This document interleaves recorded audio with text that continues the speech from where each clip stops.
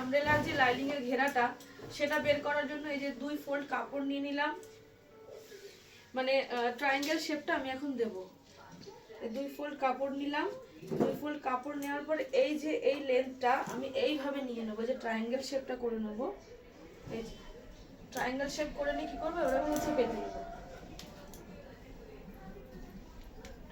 এবার এখান থেকে আমি একদম সমান করে নেবো। পারলে একদম কাপড়ে যে ভাঁজ করে নিয়েছি, এখন আমি সোজা চলে যাব ওয়েস্টের মাপে।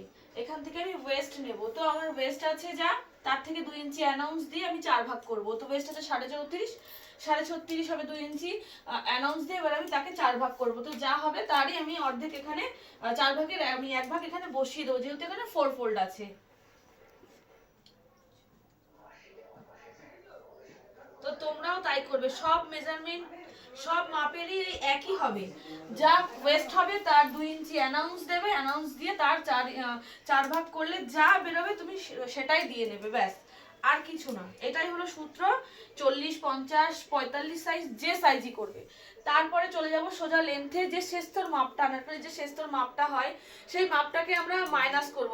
আমার এখানে 14 আছে মানে শেষ্ঠ, তো সেই ফুল লেন্থ থেকে সেই 14 ইঞ্চিটাকে মাইনাস করে দেবো। তো আমার ফুল লেন্থ আছে 53, সেখান থেকে আমি 14 ইঞ্চি মাইনাস করে দেবো। তারপরে আমার যা লেন্থ আসবে সেখান থেকে আমি আবার 2 ইঞ্চি মাইনাস করব, যেহেতু লাইনিংয়ে 2 ইঞ্চি মাইনাস যায়।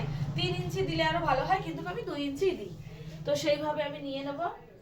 তো 14 থেকে এই যে এখানে 53 আসছে, তার 53 থেকে আমি আরো 2 ইঞ্চি মাইনাস করে এই যে 51, আমি 51 এ নিয়ে নিলাম। তাহলে আমার কত আসছে, এই যে মাইনাস করে আমার আসছে 36 এন্ড 75। তো আমি এইভাবে চারিদিকে এই মাপ অনুযায়ী আমি কি করব, এই যে রাউন্ড করে নেব চারিদিকে।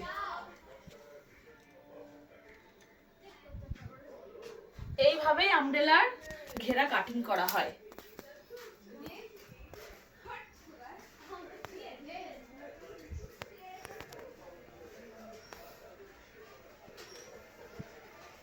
সাইকেল বের করো। তো দেখো বন্ধু, আমার মার্কিং করা হয়ে গেছে। তো আর একবার তোমাদের সঙ্গে রিপিট করে দিই। 4 ফোল্ড কাপড় নিয়েছি, নেওয়ার পরে এই যে ট্রায়াঙ্গেল শেপটা করেছি। ট্রায়াঙ্গেল শেপ করার পরে এখানে আমি কি করব, প্রথমে ওয়েস্টের মাপটা নেব। ওয়েস্টের মাপ নেওয়ার জন্য যা ওয়েস্ট হবে তাকে 2 ইঞ্চি প্লাস করব, তারপরে 4 ভাগ করব যে কোনো মাপে।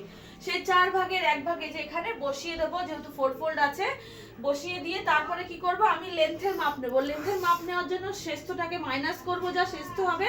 তারপরে সেই শেষ মাপটা এখানে বসিয়ে নেব, যেটা মাইনাস করব বসিয়ে। আবার যা লেন্থ হবে সেই লেন্থ থেকে আমি কি করব, 2 ইঞ্চি মাইনাস করব, যেহেতু অস্ত্রটা লাইনিং 2 ইঞ্চি মাইনাস যাবে। আর যেটা মেন ফেব্রিক হবে ফুল লেন্থ থেকে আরো আমি 1.5 ইঞ্চি প্লাস করব, যেহেতু নিচে 1 ইঞ্চি ফোল্ড হবে। যদি কাপড় থাকে বা পার থাকে তাহলে আর লাগবে না, 1/2 ইঞ্চি উপরের জন্য নিলেই হয়ে যাবে। আর যদি কাপড় পার না থাকে, ফোল্ড করতে হয়, তখন কি 1.5 ইঞ্চি প্লাস করতে হবে। তো এইভাবে আমরা রাউন্ড মাপ নিয়ে কাটিং করে নেব। তো চলো বন্ধুরা কাটিং করে নিই। সবার ফার্স্টে যে ওয়েস্ট লাইন আমি কাটিং করে নেব, তারপরে কাটবো রাউন্ডের মাপটা।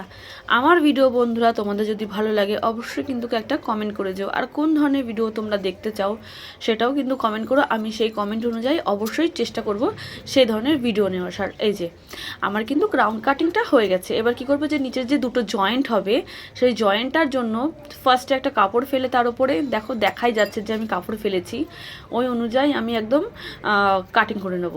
তারপর কিন্তু এইটা কাটার পরে আর একটা পার্টও আমি কাটিং করব।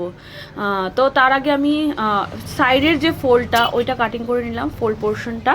তারপরে কি করব, আর একটা পোর্শন আমি কাটিং করে নেবো। তো আবারও বলছি বন্ধুরা, যদি আমাকে কেউ এখনও ফেসবুক থেকে ফলো না করে থাকো, যদি আমার ভিডিও ভালো লাগে অবশ্যই কিন্তু একটু ফলো করে দিও। আর যদি ইউটিউব থেকে দেখো অবশ্যই কিন্তু একটু সাবস্ক্রাইব করে দিও। তো আমার ভিডিওটা এতক্ষণ ধরে ধৈর্য ধরে দেখার জন্য অসংখ্য ধন্যবাদ। টাটা।